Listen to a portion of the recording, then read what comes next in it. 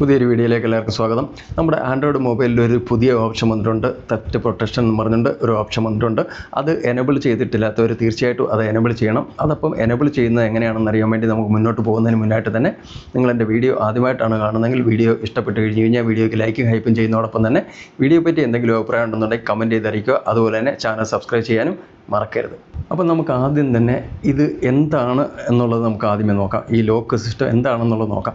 അതിനുശേഷം നമുക്ക് എങ്ങനെയാണ് എവിടെയാണ് നമ്മൾ പോയിട്ട് ഇത് ചെയ്യേണ്ടതെന്നുള്ളത് നോക്കാം. അപ്പോൾ ഇത് ഓട്ടോ ലോക്ക് പ്രൊട്ടക്ഷൻ എന്നുള്ളത് ഇവിടെ കാണിക്കുന്നുണ്ട്.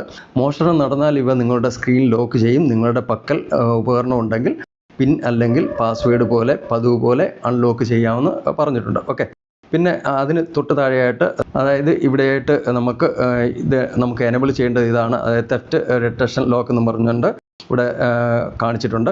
മൊബൈൽ ആരെങ്കിലും എടുത്തിട്ട് ഓടിപ്പോയെന്ന് ഈ ഉപകരണം കണ്ടെത്തിയാൽ നിങ്ങളുടെ സ്ക്രീൻ ലോക്ക് ചെയ്യുമെന്നാണ് പറഞ്ഞിരിക്കുന്നത്. ഓക്കെ, ഇതിൻ്റെ തൊട്ട് താഴെയായിട്ട് നമുക്കൊരു ഓപ്ഷനുണ്ട്, ഓഫ്ലൈൻ ഡിവൈസ് ലോക്ക് എന്നുള്ളത്. അതായത് your screen will lock shortly after your device goes offline to help protect your data. അതായത് നിങ്ങളുടെ ഡാറ്റ പരിരക്ഷിക്കാൻ സഹായിക്കുന്നതിന് ഉപകരണം ഓഫ്ലൈനായ ഉടൻ തന്നെ നിങ്ങളുടെ സ്ക്രീൻ ലോക്ക് ചെയ്യപ്പെടും എന്നാണ് പറയുന്നത്. പിന്നെ അതിന് തൊട്ട് താഴെയായിട്ട് വേറൊരു ഇതുണ്ട്, അതായത് റിമോട്ട് ലോക്ക് എന്നുള്ളത്. അതായത് നിങ്ങളുടെ ഉപകരണം നഷ്ടപ്പെടുകയോ മോഷ്ടിക്കപ്പെടുകയോ ചെയ്താൽ android.com/lock എന്നതിൽ നിങ്ങളുടെ ഫോൺ നമ്പർ നൽകി ഏത് ഉപകരണത്തിൽ നിന്നും നിങ്ങളുടെ സ്ക്രീൻ ലോക്ക് ചെയ്യാൻ കഴിയും എന്നുള്ളതാണ് പറഞ്ഞിരിക്കുന്നത്. ഓക്കെ, അപ്പോൾ ഇതാണ് നമുക്ക് ഈ നമ്മൾ എനേബിൾ ചെയ്ത് കൊടുക്കേണ്ടതായിട്ടുള്ള 3 ഓപ്ഷൻ ഇതാണ്. അപ്പോൾ ഇതിനു വേണ്ടി ഇത് ചെയ്യാൻ വേണ്ടി നമ്മളപ്പം എങ്ങനെയാണ് പോകേണ്ടതെന്നാണ് ഇനി പറയാൻ വേണ്ടി പോകുന്നത്. അപ്പോൾ അതിനായിട്ട് നമുക്ക് ആദ്യം തന്നെ നമ്മുടെ മൊബൈലിൻ്റെ സെറ്റിങ്സ് ഓപ്പൺ ചെയ്യാം. ഓപ്പൺ ചെയ്തതിന് ശേഷം നമുക്ക് ഇവിടെയായിട്ട് നമുക്ക് ഏറ്റവും താഴെയായിട്ട് ഈ ഒരു പേജിൽ ഏറ്റവും താഴെയായിട്ട് നമുക്ക് ഗൂഗിളിൽ നിന്ന് കാണുന്നുണ്ട്. അപ്പോൾ അവിടെയായിട്ട് നമ്മളൊന്ന് ടച്ച് ചെയ്ത് ഓപ്പൺ ചെയ്ത് കഴിയുന്നുണ്ടെങ്കിൽ ഇതുപോലൊക്കെ നമുക്ക് ഓപ്ഷൻ വരുന്നതായിരിക്കും. ഇവിടെയായിട്ട് നമുക്ക് ആൾ സർവീസ് എന്നുള്ളത് എടുത്ത് ടച്ച് ചെയ്ത് കഴിയുന്നുണ്ടെങ്കിൽ നമുക്ക് ഇവിടെയായിട്ട് ഒരുപാട് ഓപ്ഷൻ വരുന്നുണ്ട്. അപ്പോൾ നമ്മൾ ഇവിടെയായിട്ട് ഒന്ന് സ്ക്രോൾ ഡൗൺ ചെയ്ത് കഴിയുന്നുണ്ടെങ്കിൽ ഈ താഴെയായിട്ട് നമുക്ക് പേഴ്സണൽ ആൻഡ് ഡിവൈസ് സേഫ്റ്റി എന്നും പറഞ്ഞുകൊണ്ട് ഇവിടെയായിട്ട് കാണിച്ചിട്ടുണ്ട്. അപ്പോൾ ഇവിടെയായിട്ട് തെഫ്റ്റ് പ്രൊട്ടക്ഷൻ എന്ന് പറഞ്ഞുകൊണ്ട് ഇവിടെ 3ാമതായിട്ട് ഇവിടെ കാണിച്ചിട്ടുണ്ട്. ഓക്കെ, അപ്പോൾ ഇവിടെയായിട്ട് നമ്മൾ ഒന്ന് ടച്ച് ചെയ്ത് ഓപ്പൺ ചെയ്യുകയാണ്. ഇവിടെ ടച്ച് ചെയ്ത് ഓപ്പൺ ചെയ്താൽ ഉടൻ തന്നെ നമുക്കിവിടെയായിട്ട് ഇങ്ങനെ ഒരു ഇത് കാണിക്കുന്നുണ്ട്. ഇവിടെ ഓട്ടോ ലോക്ക് പ്രൊട്ടക്ഷൻ എന്ന് പറഞ്ഞുകൊണ്ട് ഞാൻ ഈ മുന്നേ കാണിച്ച അത് തന്നെയാണ് ഇവിടെ.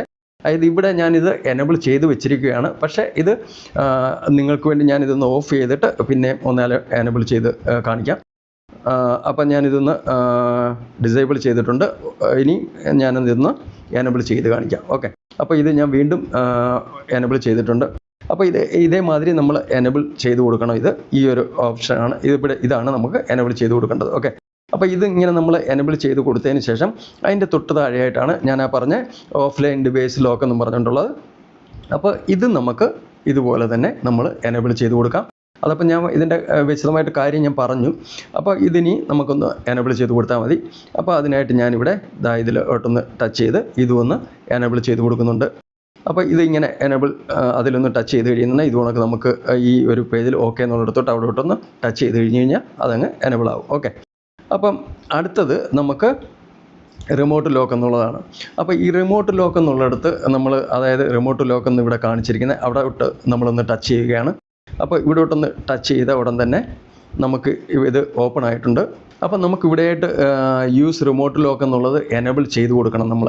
അപ്പോൾ എന്നാലേ നമ്മൾ ഈ പറയുന്ന രീതിയിലുള്ള ഇത് വരത്തുള്ളൂ. അപ്പോൾ അതിനുവേണ്ടി നമുക്ക് കുറച്ച് കാര്യങ്ങൾ ഇവിടെ ചെയ്യാനുണ്ട്. അപ്പോൾ ഇതൊന്ന് എനേബിൾ ചെയ്ത് കൊടുത്തതിന് ശേഷം ഇതിൻ്റെ തൊട്ട് താഴെയായിട്ട് ഇവിടെയായിട്ട് നമുക്ക് നമ്മുടെ ഫോൺ നമ്പർ ഒക്കെ ഓട്ടോമാറ്റിക്കായിട്ട് ഇത് വരും. നമ്മുടെ നമ്പർ ഇവിടെ കാണിക്കുന്നുണ്ട്.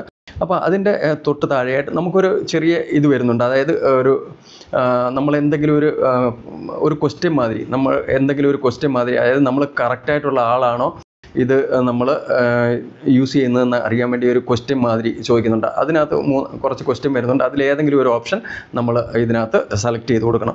ഓക്കെ, അങ്ങനെയാണ് ഇത് ചെയ്ത് വെക്കേണ്ടത്. അതിനുശേഷം നമുക്ക് ഇത് യൂസ് ചെയ്യേണ്ടത് ഇവിടെ കാണിച്ചിട്ടുണ്ട്. android.com/lock എന്നുള്ള ഇത് ഓപ്ഷൻ ഇവിടെ കാണിച്ചിട്ടുണ്ട്. അപ്പോൾ ഇതേ രീതിയിൽ നമുക്കിപ്പം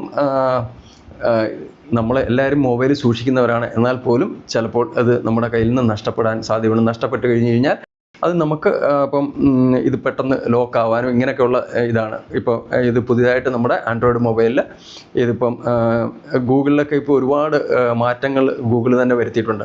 അപ്പോൾ അതിനോട് അനുബന്ധിച്ച് ഇങ്ങനെ വന്നിട്ടുള്ള ഒരു മാറ്റമാണ് ഇപ്പം വന്നിട്ടുള്ള ഒരു മാറ്റമാണിത്. അപ്പോൾ നല്ലതാണ് ഇത്. ആൻഡ്രോയിഡ് തീർച്ചയായിട്ടും ഇത് ഈ പറഞ്ഞ ഇതൊക്കെ ഒന്ന് എനബിൾ ചെയ്ത് കൊടുക്കുക. ഇത് എനബിൾ ചെയ്ത് കൊടുത്തു കഴിഞ്ഞാൽ തീർച്ചയായിട്ടും നമുക്കത് മുന്നോട്ട് ഉപകരിക്കും. അപ്പോൾ വീഡിയോ ഇഷ്ടപ്പെട്ട് കഴിഞ്ഞാൽ വീഡിയോയ്ക്ക് ലൈക്കും ഹൈപ്പും ചെയ്യുന്നതോടൊപ്പം തന്നെ നിങ്ങളുടെ ഫ്രണ്ട്സിനൊക്കെ ഒന്ന് ഷെയർ ചെയ്ത് കൊടുക്കാനായിട്ട് മറക്കരുത്.